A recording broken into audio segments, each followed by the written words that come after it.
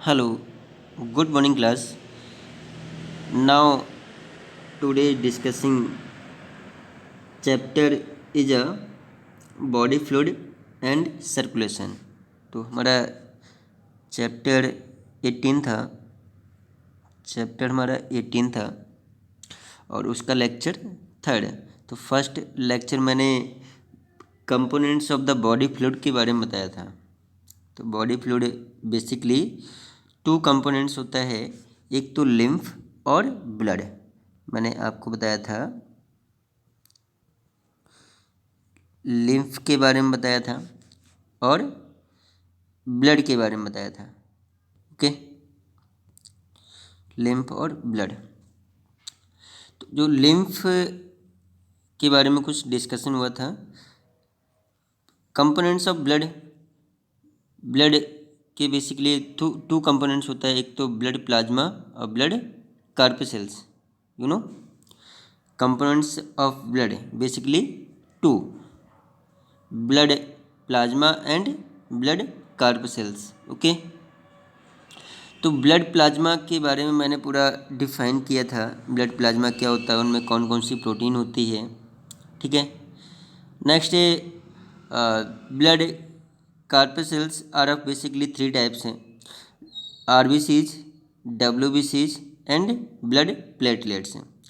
RBCs also known as erythrocytes and डब्ल्यूबीसीज also known as leukocytes. Okay, तो erythrocytes and leukocytes and blood platelets, these are part of blood, components of the blood. तो ये तीनों जो parts हैं blood का parts हुआ। Okay, तो सेकंड लेक्चर में मैंने आपको बताया था इरेथ्रोसाइट्स के बारे में बताया था, मींस आरबीसीज, रेड ब्लड कार्पेसेल्स के बारे में बताया था या इरेथ्रोसाइट्स के बारे में बताया था। ठीक है, तो सेकंड लेक्चर आप जानते हैं आरबीसीज रेड इन कलर में होते हैं, स्पेरिकल राउंडेड वाई कॉनकेव होते हैं। ठीक है, यू नो और नंबर्स में इनमें जो ये होते हैं नंबर्स में नंबर्स में मैक्सिमम होते हैं, more in number but small in size. Numbers में तो ज़्यादा होंगे बट इनका जो साइज कैसा होता है, स्मॉल होता है। ओके, और इनका लाइफ स्पेन मोर होता है, अबाउट 115 टू 120। ओके, 115 टू 120, तो इनका लाइफ स्पेन होता है डेज। ओके, किसका, आरबीसीज। अभी थोड़ा मैंने आरबीसीज के बारे में बता रहा था। ओके, आयरन कंटेनिंग पिगमेंट्स व हीमोग्लोबिन कंटेंस होता है। ठीक है, these R D nucleated. RBC कैसे होते हैं, डी न्यूक्लिएटेड, इसमें न्यूक्लियस नहीं होता है। ओके, तो आज हम लेक्चर 3 में डिस्कस करेंगे, ल्यूकोसाइट्स। ओके, ल्यूकोसाइट्स या इसे हम कहते हैं डब्ल्यूबीसी। आरबीसीज के बारे में मैंने आपको बताया था, आरबीसीज के फंक्शन बताया था, फंक्शन क्या होता है। और आज हम पढ़ेंगे ल्यूकोसाइट्स। ओके, तो leucocytes are also known as white blood cell. इसे क्या कहते हैं, डब्ल्यूबीसीज या white blood cells. As they are colourless, ये कैसे होते हैं, ये वाइट ब्लड सेल होते हैं और कलरलेस। ओके, कलरलेस या फिर नॉन पिगमेंटेड, हम कह सकते हैं these are non pigmented. Okay, these are non pigmented. They are nucleated. मैंने आरबीसीज के बारे में बताया था, आरबीसीज कैसे होते हैं, डी न्यूक्लिएटेड, इसमें न्यूक्लियस नहीं होता आरबीसीज में। लेकिन जो डब्ल्यूबीसीज होते हैं दीज आर न्यूक्लिएटेड, इसमें न्यूक्लियस प्रेजेंट होता है, न्यूक्लिएटेड। न्यूक्लिएटेड ये कैसे होते हैं, न्यूक्लिएट होते हैं। Okay, and are less in number, number में तो कम होते हैं, मैंने आप जैसे आरबीसी बताया था नंबर्स में ज़्यादा होते हैं, आरबीसीज नंबर्स में ज़्यादा होते हैं और साइज में कम होते हैं। लेकिन यहाँ पर उल्टा है, अपोजिट है, जो डब्ल्यूबीसी होते हैं लेस इन नंबर, यहाँ पर ध्यान देना, लेस इन नंबर, नंबर में तो कम होंगे बट साइज में ज़्यादा होते हैं। बट जो साइज होता है लार्ज इन साइज, ऐसे लिख लो, but large in size. Okay, ये साइज में कैसे होते हैं, ज़्यादा होते हैं। ओके, तो कितना होगा साइज, अबाउट 6,000 टू 8,000, साइज इनका कितना होता है, about 6,000 to 8,000। Okay, m m m m की power -3 cube of blood. Leukocytes are generally short live, इनका जो लाइफ स्पेन होता है, अच्छा आरबीसीज का लाइफ स्पेन मैंने अभी क्या बताया, आरबीसीज का लाइफ स्पेन होता है 115 टू 120 डेज का होता है, लेकिन ये शॉर्ट लाइफ टाइम में होता है, लाइफ टाइम ये very short, about 3 to 5 days, 3 to 5 days हम कह सकते हैं, पर्टिकुलर डेज नहीं लिखेंगे, क्या लिखेंगे, these are very short life time, इनका जो लाइफ टाइम कैसा होता है, ये very short. We have two main categories of डब्ल्यूबीसीज, तो इसमें जो डब्ल्यूबीसीज को कई एक कैटेगरी में डिवाइड कर दिया, ठीक है, डब्ल्यूबीसीज को कई एक कैटेगरी में डिवाइडेशन कर दिया। यहाँ पर हमने दो कैटेगरी में डिवाइड कर दिया, पहला हमने मान लिया डब्ल्यूबीसीज को दो कैटेगरी में डिवाइड किया था, एक तो हमने मान लिया ग्रेनुलोसाइट्स, चलो मान लो ग्रेनुलोसाइट्स।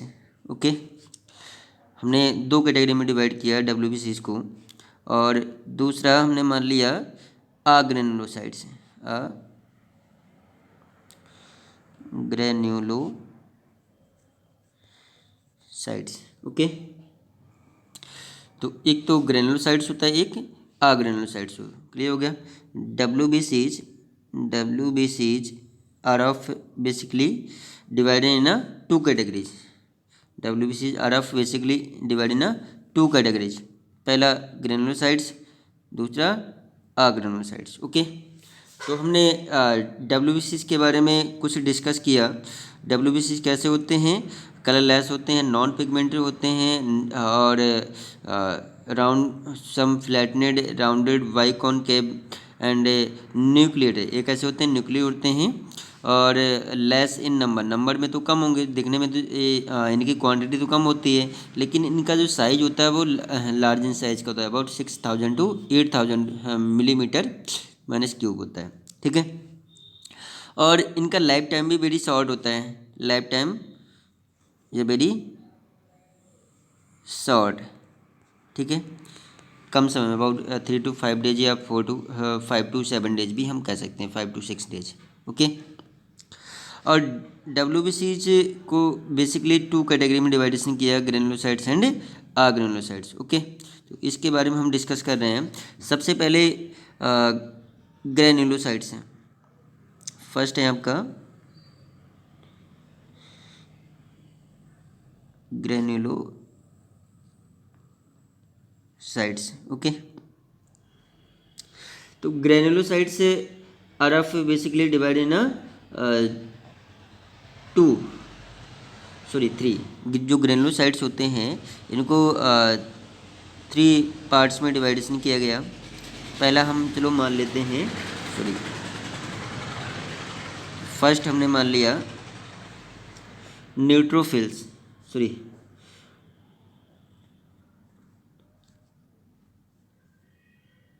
यहाँ पर न्यूट्रोफिल्स फिल्स। ओके, तो दूसरा हमने मान लिया eosinophils.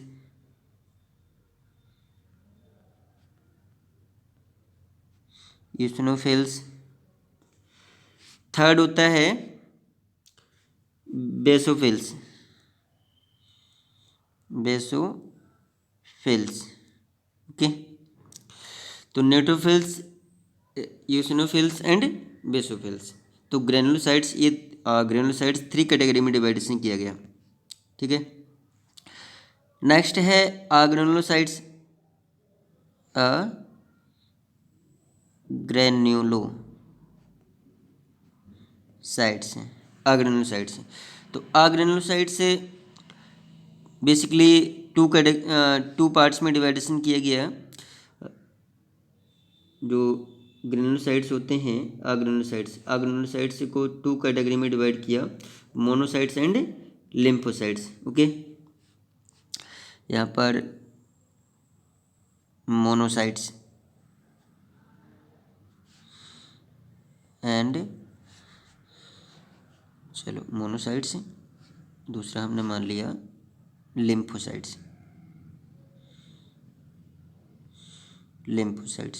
Okay, monocytes and lymphocytes हैं।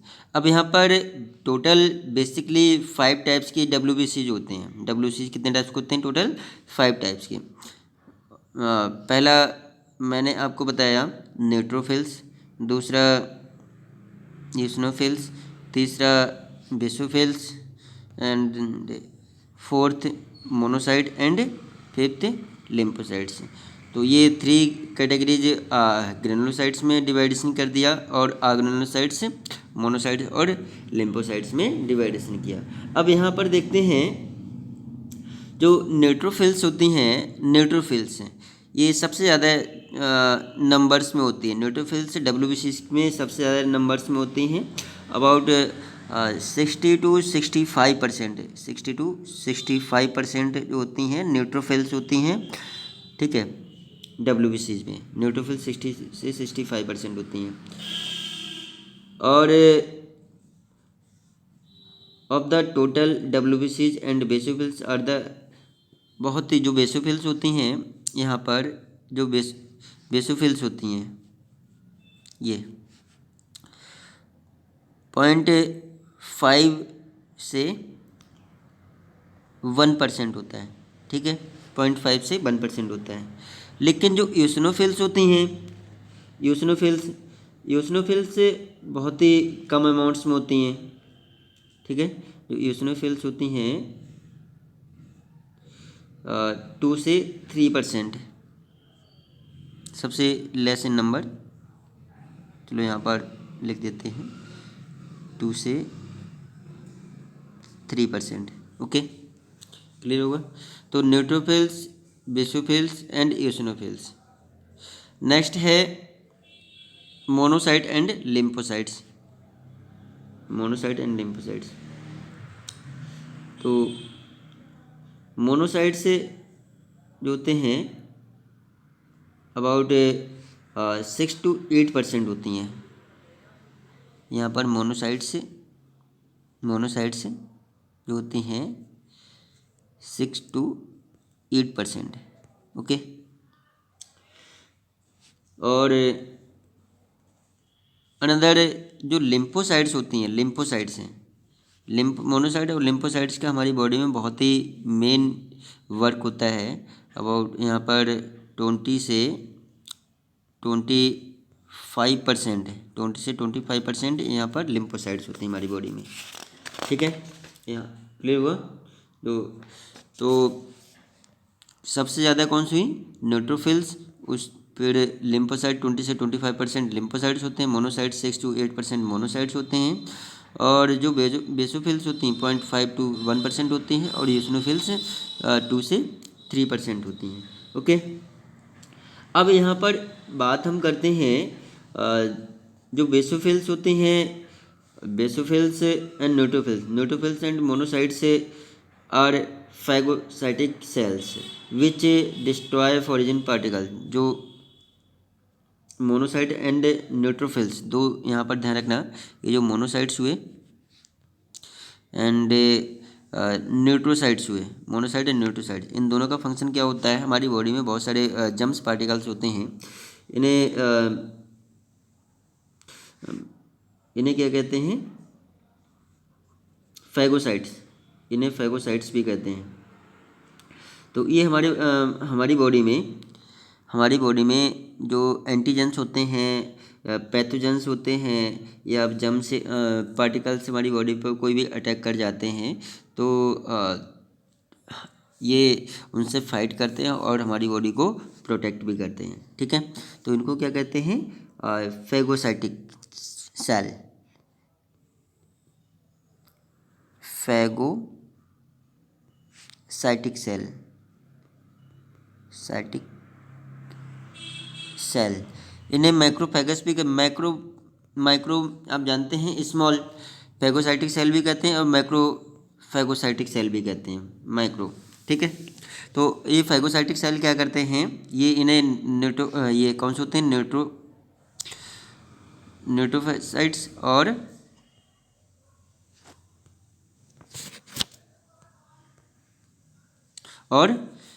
मोनोसाइट्स और न्यूट्रोसाइट्स, these are both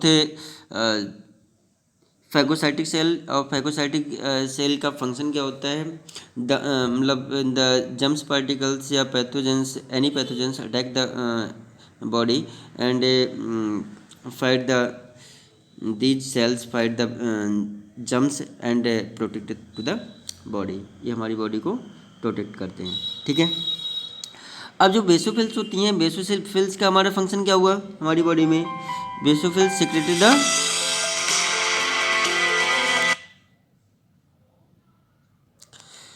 basophils secreted the heparin protein या हिस्टामिन प्रोटीन। ध्यान रखना, जो बेसोफिल्स होती हैं ये हेपेरिन प्रोटीन रिलीज करती हैं, हेपेरिन प्रोटीन, या हम कह सकते हैं हिस्टामिन। ध्यान रखना, हेपेरिन प्रोटीन और हिस्टामिन कौन रिलीज कर रहा है, बेसोफिल्स। तो बेसोफिल्स से अब हेपेरिन प्रोटीन का फंक्शन क्या होता है, ये एंटी कोगुलेशन होता है, जो कि हमारी बॉडी को बॉडी के अंदर ब्लड को कोगुलेशन होने से रोकता है। तो ये हिस्टामिन प्रोटीन या heparin protein, these are protected the protection provide the coagulation of the blood inside of the body. तो ये प्रिवेंशन करता है बॉडी के अंदर ब्लड को कोगुलेशन होने से, हेपेरिन प्रोटीन। ठीक है, तो ईओसिनोफिल्स जो होती हैं हमारी बॉडी में, जो ईओसिनोफिल्स होती हैं, ठीक है, यहाँ पर अब ईओसिनोफिल्स रह गया है।